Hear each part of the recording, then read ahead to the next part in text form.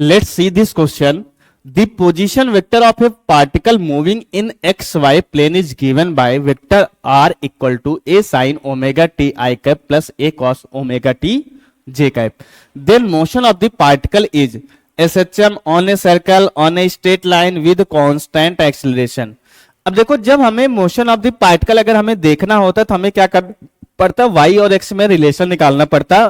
तो y और x का जो रिलेशन होता है उसका पाथ ही बता देता है कि वो किस पाथ पे हमारा पार्टिकल मूव कर रहा है। तो ये बेसिकली हमारा पोजीशन वेक्टर एक वेक्टर फॉर्म में लिखा है। तो हम इसका क्या कर सकते हैं, x और y का पोजीशन निकाल करके हम उसका चेक कर सकते हैं x और y में हमारा क्या रिलेशन आएगा।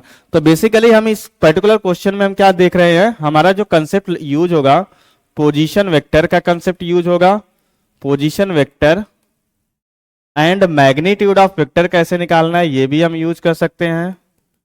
एंड हम नेक्स्ट कंसेप्ट जो यूज करेंगे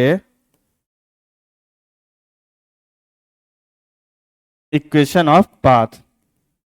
इक्वेशन ऑफ पाथ हम कैसे निकालते हैं किसी भी पार्टिकल का, वो कंसेप्ट हम यहाँ पे यूज करने वाले हैं, राइट। तो अब स्टार्ट करते हैं। जो पोजीशन वेक्टर हमारा क्या गिवन है, vector r equal to a sine omega t i cap.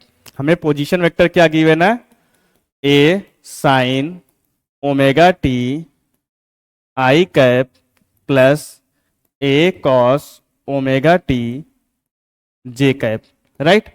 अब हमें जो पोजीशन वेक्टर गिवन है a sine omega t i cap plus a cos omega t j cap के बराबर गिवन है।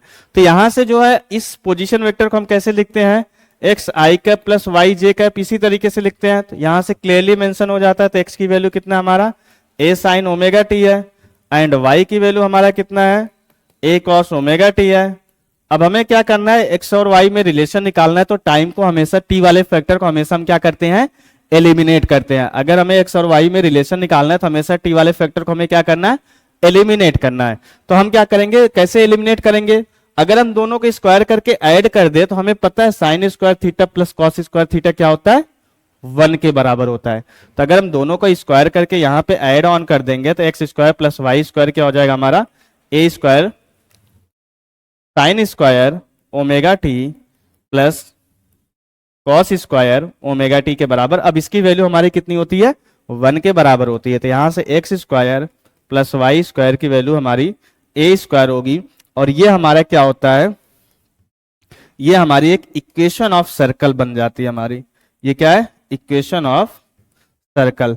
तो ये किस पाथ पे मूव कर रहा है, सर्कल पे जिसका सेंटर 0,0 है और रेडियस जो है एम्पलीट्यूड के बराबर है, ए के बराबर है, राइट।